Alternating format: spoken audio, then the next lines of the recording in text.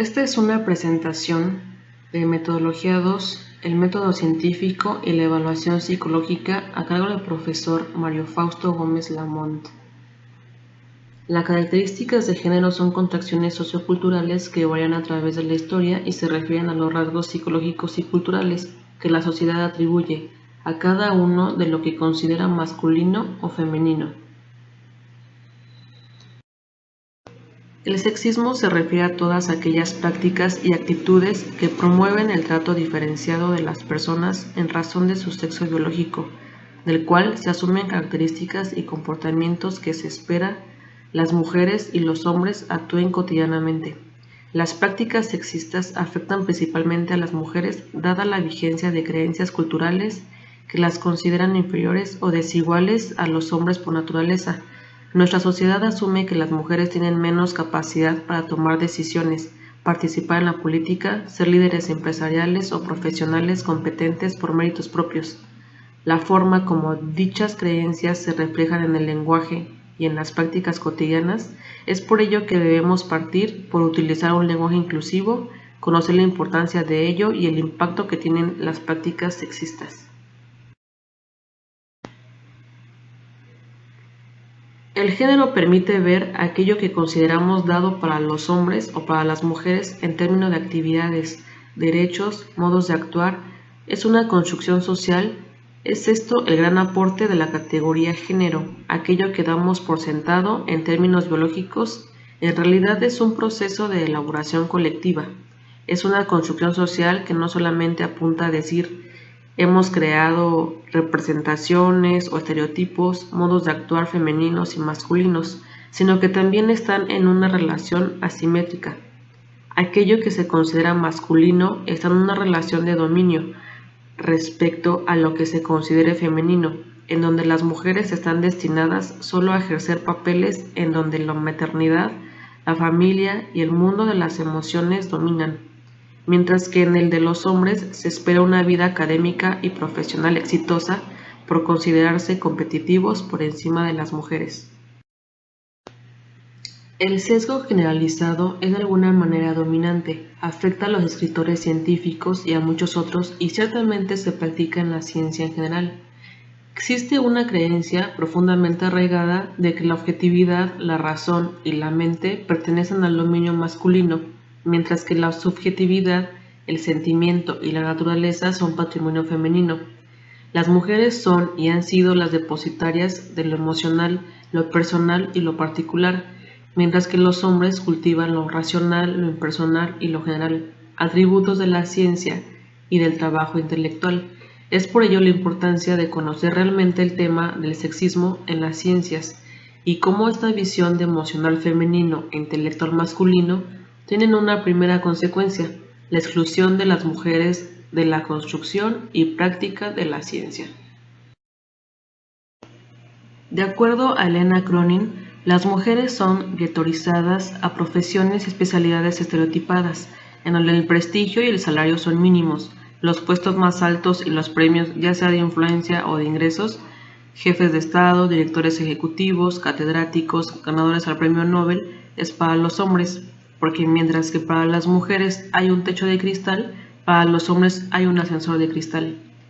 Es totalmente erróneo ignorar la ciencia moderna y sus luchas en las batallas que ya han sido ganadas, en donde se cree que las mujeres están mucho más interesadas en personas y su cuidado y los hombres en cosas. Esta diferencia es una de las más grandes de todas las diferencias psicológicas entre los sexos, y esa diferencia es el interés profesional que no ha cambiado desde el siglo pasado. A pesar de que ha habido cambios sociales masivos, se destaca como la mayor diferencia en intereses profesionales. Además, se ha descubierto que los intereses personales son el predictor más poderoso de cómo será toda su carrera. Existen diferencias entre la categoría de género, mujer y varón en la metodología. En el femenino comprende características que social, cultural e históricamente son impuestas por la sociedad en su conjunto y que son atribuidas a mujeres, las que están llamadas a cumplir con la reproducción biológica y los roles sociales determinados. La condición de género femenina es un conjunto de características históricas que definen en una sociedad determinada lo que es ser una mujer. Más allá de la voluntad de las personas, se trata socialmente de una condición histórica, mientras que en el masculino comprende características que social, cultural e históricamente son impuestas por la sociedad en su conjunto y que son atribuidas llamados a cumplir con un rol jerárquico y el dominio político y económico determinado. Ser hombre significa ser para sí. La condición masculina reúne una gran cantidad de atributos y además los más valorados de nuestro mundo. Relaciones metodológicas al usar la categoría de género en la observación naturalista y controlada. El método clínico utiliza la observación como un primer paso para el conocimiento de una persona sobre la base de lo que representa, lo que es y lo que manifiesta, ya sea en forma verbal o no verbal. El tipo de observación controlada consiste en que el investigador obtiene el control del ambiente para ver la reacción bajo ciertas condiciones, y la observación naturalista es el tipo de observación en donde la conducta es espontánea, en un ambiente natural, ya sea en su casa, escuela o trabajo. Considerar en investigación al sistema sexo-género implica incorporarlo en los marcos explicativos de las investigaciones, así como en sus diseños y análisis. El género organiza y subyace en base de las estructuras investigadoras, académicas y planificadoras. En las investigaciones sobre el sesgo de género parten de la base de que el sexismo y el androcentrismo son sesgos sociales que actúan entre bastidores moviendo los hilos de sus normas, lo que afectará la validez de los conocimientos generados por las mismas. En la psicología clínica, los datos subjetivos y objetivos son complementarios, se validan mutuamente y juntos proporcionan más información que aislados. Cada uno constituye un aspecto del estudio total del paciente en sus múltiples facetas. El método de observación pretende recoger el significado de una conducta evitando su manipulación a través del sistema de observación más adecuado. El grado de control que el investigador puede lograr de la situación a observar depende en gran medida de la situación de observación, ambiente natural o ambiente de laboratorio.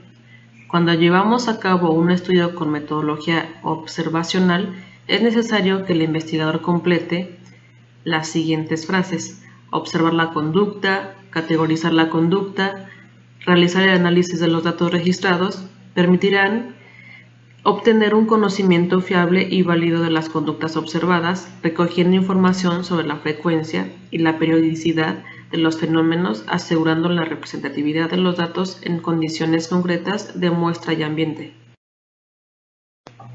Se realizó un estudio a una pareja de 22 años de casados utilizando los formatos presentados, con los cuales se obtuvo información acerca de los roles que desempeñan cada uno dentro del hogar a lo largo de la semana.